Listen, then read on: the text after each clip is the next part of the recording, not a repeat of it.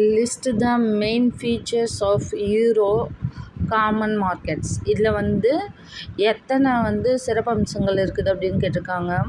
International market, இது international மார்க்கெட்டாக இருக்குது. இதில்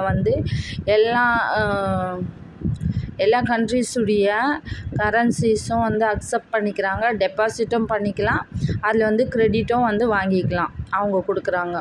அதுக்கடுத்தது இண்டிபெண்ட் மார்க்கெட். இந்த இண்டிபெண்ட் மார்க்கெட் எல்லா கண்ட்ரியும் அதில் கரன்சியை மாற்றிக்கலாம். அதே சேம் டைம் இதுக்கு எந்த ஒரு கண்ட்ரோலும் கிடையாது. இது ஃப்ரீயாக ஒர்க் ஆகுது, எந்த ஒரு கட்டுப்பாடுகளும் கிடையாது. அதுக்கடுத்தது ஹோல்சேல் மார்க்கெட். இங்கே மொத்தமாக சந்தை, அதாவது சென்செக்ஸ் சொல்லுவாங்க, பங்குச்சந்தைகளையும்.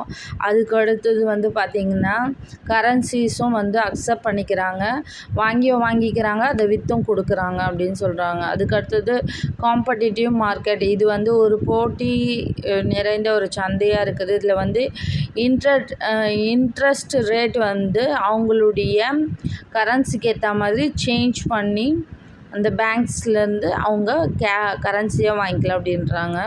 அதுக்கடுத்தது ஷார்ட் டேர்ம் மார்க்கெட். இது ஒரு குறுகிய கால சந்தை அப்படின்னு சொல்கிறாங்க.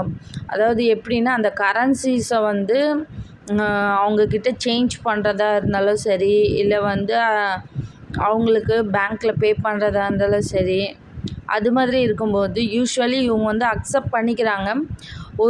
ஒரு சில நாட்களுக்கும் மற்றும் ஒரு வருஷத்துக்குமான இன்ட்ரெஸ்ட்டும் அவங்க அளிக்கிறாங்க. அதுக்கு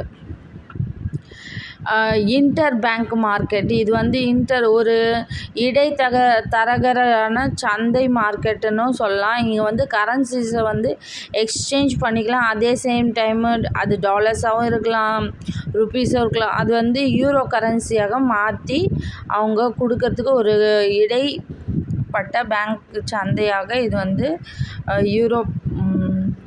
euro currency common market work ஆகுது.